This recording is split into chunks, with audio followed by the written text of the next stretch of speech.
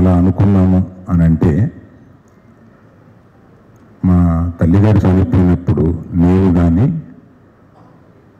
ఇతర మా చెల్లెళ్ళు ఇతర కుటుంబంలో ఉన్నవారు అందరూ కానీ మొదట ఒక 1-2 అవర్స్ ఆ గ్రీఫ్ తప్పదు, అందరికీ ఆ ఉద్వేగం అది వచ్చి మా తల్లి మమ్మల్ని విడిచి వెళ్ళిపోయింది అనే ఒక బాధతోటి. కానీ ఒక 2 గంటల తర్వాత మేమందరం మా తల్లి ఈ జర్నీని, ఈ వీడ్కోల్ని మనం అందరం సంతోషంగా ఆమెని సాగనంపాలి పైలోకాలకి అని మేమందరం అనుకున్నాం. దానికి కారణం ఏంటంటే, మనకి తెలిసిన వాళ్ళల్లో, మనకి తెలిసిన ఎవరైనా సరే తెలిసిన వాళ్ళల్లో ఇటువంటి జీవితం అనుభవించి ఒక సుదీర్ఘమైన 94 సంవత్సరాలు బ్రతికి ఆమె లెగసీ అనగా ఆమె జీవితంలో ఆమె జీవించింది ఒక 1000 చిత్రాలు పైగా నటించిన ఒక స్టాల్వర్ట్ ఆయన నటుడితోటి ఆమె జీవితం సాగించింది. ఆ తర్వాత ఆమె కన్నవారిలో నేను నా గురించి అంతగా మీకు తెలుసు కనుక నేను చెప్పుకోక్కర్లేదు. తర్వాత చిరంజీవి గారు ఒక స్టాల్వర్ట్, ఒక మెగాస్టార్, ఒక గొప్ప మానవతావాది. ఆయనని ఒక అల్లుడుగా పొందగలిగింది ఆవిడ. అల్లుడుగా ఆయనకి ఆమెకి ఉండే సంబంధం కూడా నేను మళ్ళీ చివరిలో చెప్తాను. అటువంటి చిరంజీవి గారు అల్లుడు. తర్వాత ఆమె సొంత మనవళ్ళు, అటు అర్జున్ కానీ ఇటు మన రామ్ చరణ్ కానీ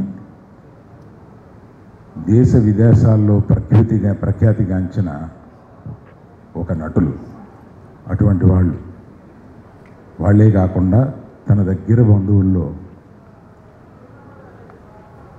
ఒక అల్లు శిరీష్, అల్లు వెంకటేష్, మన పవన్ కళ్యాణ్కి ఆమెకి ఉన్న సంబంధం కూడా నేను మళ్ళీ వివరిస్తాను. పవన్ కళ్యాణ్ గారు ఆ తర్వాత కుటుంబంలో అనేక మంది ఎంతో ఉన్నత స్థాయికి చేరిన అనేక మంది ఉన్నారు. అందులో మన వరుణ్ తేజ్ కానీ,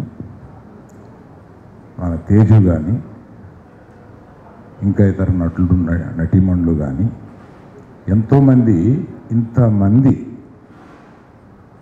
తన లైఫ్లో చూస్తూ ఒక ఆశ్చర్యకరమైన విషయం చెప్తాను. ఆమె మనవలు మనవరాళ్ళు కాకుండా ముని మనవలు మనవరాళ్ళు కలిపితే 12 మంది ఉన్నారు. 12 మంది ముని మనవలు మనవరాళ్ళు, గ్రేట్ గ్రాండ్ చిల్డ్రన్లో 10 మంది ఆమె తుది ప్రయాణాన్ని అటెండ్ అవ్వగలిగారు. అటువంటి జీవితం కోటిలోనో 10 కోట్లలోనో ఒకరికి ఉంటుంది. అటువంటి ఆమె జీవితం సాగిస్తున్నప్పుడు, జీవితం ముగిస్తున్నప్పుడు ఆ ముగింపుని మనం అందరం దుఃఖభరితం కాకుండా ఆమె ప్రయాణాన్ని మనం, ఆమె మరణాన్ని అంగీకరించి ఆమె ప్రయాణాన్ని ప్రశంసించి ఆమెని ఒక సంతృప్తికరమైన వీడ్కోలుగా మనం చేయాలి అని మా కుటుంబ సభ్యులందరూ నిర్ణయించుకున్నారు. ఎందుకు ఆమెని సెలబ్రేట్ చేస్తున్నామో ఆమె లైఫ్ని, ఆమె తుది ప్రయాణాన్ని అనేది మీకు చెప్పాలని అనిపించింది. అది కాకుండా 16 ఏళ్ల బాలిక పాలకొల్లులో రాట్నం ఉడుకుతుంటే అల్లు రామలింగి అనే యువకుడు ఆమెను చూశాడు.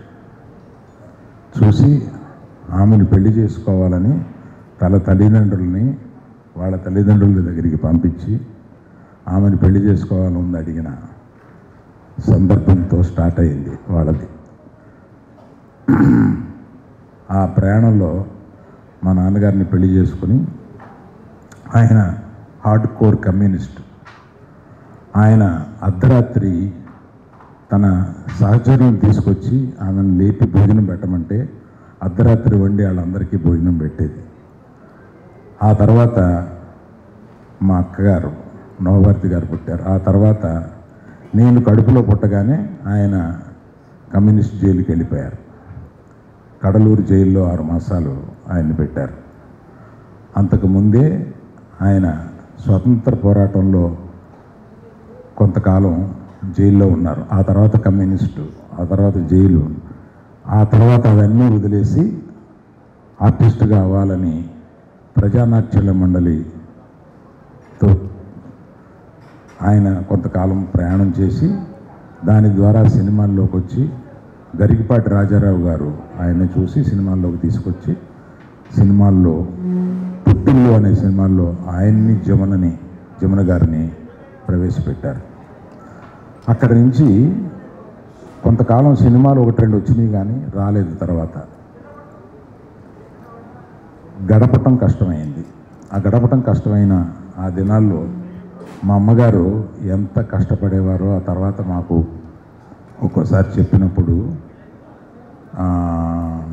చాలా బాధగా ఉండేది. కానీ ఆ కష్టాలన్నీ ఆవిడ ఆయన తట్టుకొని ఇక్కడ ఉండి నిలబడి మూగ మనసు సినిమా తర్వాత ఆయనకు ఒక చిన్న స్టార్డమ్ లాంటిది వచ్చి అక్కడ నుంచి ప్రయాణం సాగించారు. అటువంటి మా తల్లిగారు ఇటువంటి ప్రయాణం సాగించిన వారి చరిత్రని బ్రీఫ్గా మీకు చెబుదాం. ఎక్కువ కొంతకాలం తర్వాత నేను మొట్టమొదట నాకు పెళ్ళైన తర్వాత 25 సంవత్సరాల పాటు నా భార్య, మా అమ్మ, నాన్న, మేము అందరం కలిసి ఉండేవాళ్ళం 10 సంవత్సరాల దాకా.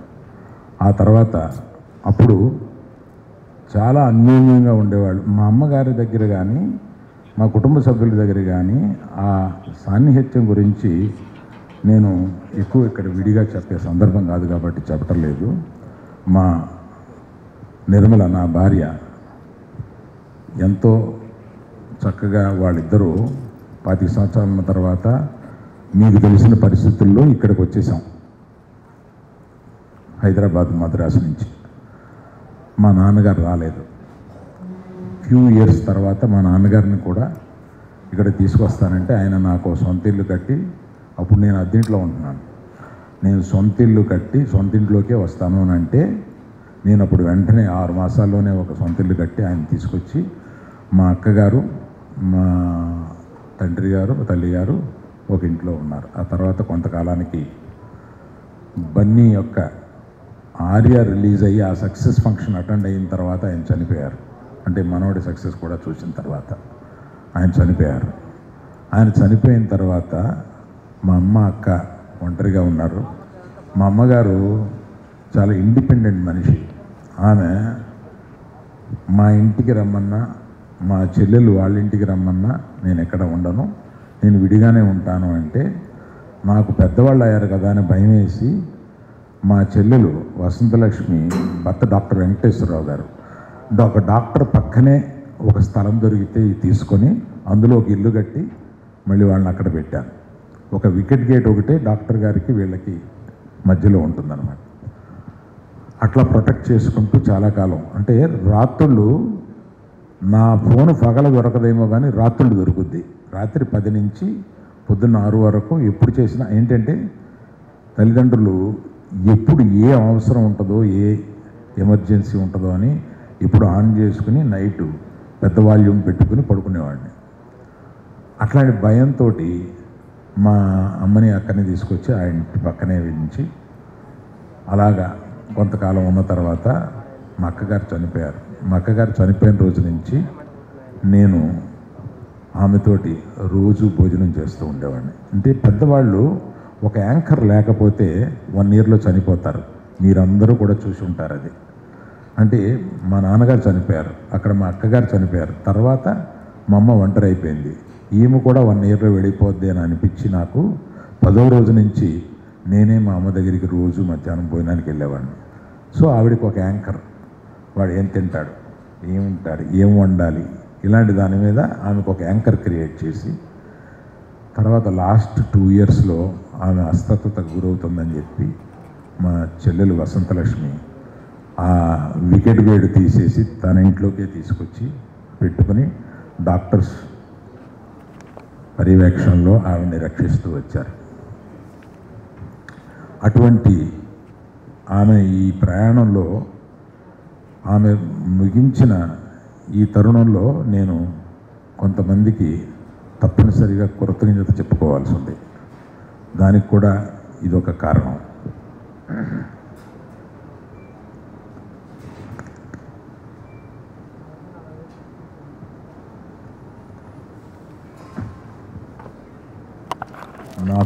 నాకు బంధువు కాకపోయినా, మా ఎవరికి బంధువు కాకపోయినా ఒక సహాయకురాలుగా వచ్చి మా అమ్మని ఏకదృష్టితోటి, అంటే ఒక కూతురు కన్నా ఎక్కువ కింద ఆమెని ప్రేమించి ఆమెను దగ్గరుండి చూసుకుంది బుక్కా లక్ష్మి అని. ఆ లక్ష్మికి నేను ఏమి చేసినా నా కృతజ్ఞత తీర్చుకోలేను, ఎంత డబ్బు ఇచ్చినా నా కృతజ్ఞత తీర్చుకోలేను. ఎందుకంటే ఆ లక్ష్మి అనే ఆవిడ అంత చక్కగా మా అమ్మని ఏ చిన్న విసుగు లేకుండా అంత ప్రేమిస్తూ చూసింది కనుక ఆమెకి నేను చెప్పుకోవాలి. తర్వాత పక్కింట్లోనే ఉండి డాక్టర్ వెంకటేశ్వరరావు గారు నిరంతరం ఆమె ఆరోగ్యం గురించి చూసేవారు.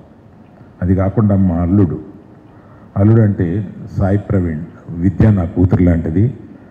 విద్యామాధురి మీ అందరికీ తెలుసు. ఆ విద్యామాధురి భర్త సాయి ప్రవీణ్, డాక్టర్ సాయి ప్రవీణ్ అపోలోలో చేస్తూ ఉంటారు. ఆయన అర్ధరాత్రి, అంటే ఆయన ఒక 10 నిమిషాలు లోపే ఉండేవారు. అర్ధరాత్రి ఎన్నిసార్లు వచ్చారో ఆమెకి ఏదైనా చిన్న అస్వస్థత ఉన్నా కూడా ఆయనకి, అపోలో యాజమాన్యానికి కూడా మేము కృతజ్ఞత చెప్పాలి. తర్వాత అపోలోలో డాక్టర్ సుబ్బారెడ్డి అని ఒక డాక్టర్ గారు ఉన్నారు. వీళ్ళందరూ కలిపి మా మదరు ఇన్నాళ్ళు ఆరోగ్యంగా ఉండడానికి, ఆమె ఎక్కువ అనారోగ్యంగా గురి అవ్వకుండా ఉండడానికి వీళ్ళందరూ కారణం. వాళ్ళందరితో పాటు నా స్నేహితుడు గోపీచంద్ ప్రతిదానికి నన్ను అడ్వైస్ చేస్తూ మా అమ్మని ఎలాగ లాంజివిటీ తీసుకురావాలి అనే దాని మీద అతను కూడా ఎప్పుడూ నన్ను అడ్వైస్ చేస్తూ ఉండేవాడు.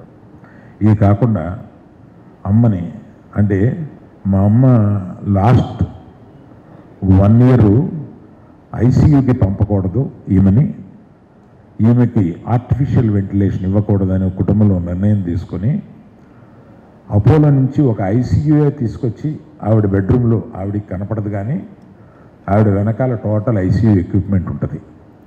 అలాగా ఐసీయూని ఆవిడ దగ్గర తీసుకొచ్చాం కానీ ఆవిడని ఎప్పుడు ఐసీయూకి తీసుకెళ్ళలేదు. అది కాకుండా ఆమెని నిరంతరం ఒక 2 నర్సులు, ఈ లక్ష్మి అందరూ చూస్తూ ఉండేవారు. ఆ నర్సుల్లో ఆమెని చివరి వరకు జాగ్రత్తగా చూసుకున్న వాళ్ళల్లో శివపార్వతి, క్రాంతి, నిషా అనే 3 నర్సులకి నేను మనస్ఫూర్తిగా కృతజ్ఞత తెలియజేస్తున్నాను. ఇట్లాగా ఆమె ఇంతటి లైఫ్ని ఇలా సెలబ్రేట్ చేసుకుంటూ ఆవిడ వీడ్కోల్ని మేము విషాదకరంగా కాకుండా, వీడ్కోల్ని ఆమె జీవిత ప్రయాణాన్ని ఒక సంతృప్తిగా మేము ఆమెను సాగనంపాలి అనే దీంతో మేము సాగనంపాము.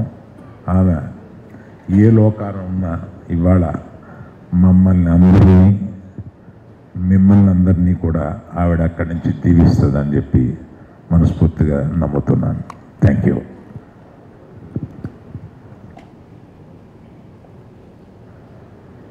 మీకు చిరంజీవి గారికి, కళ్యాణ్ బాబుకి ఆమెతో ఉన్న ఒక సంబంధం చెప్పాలి.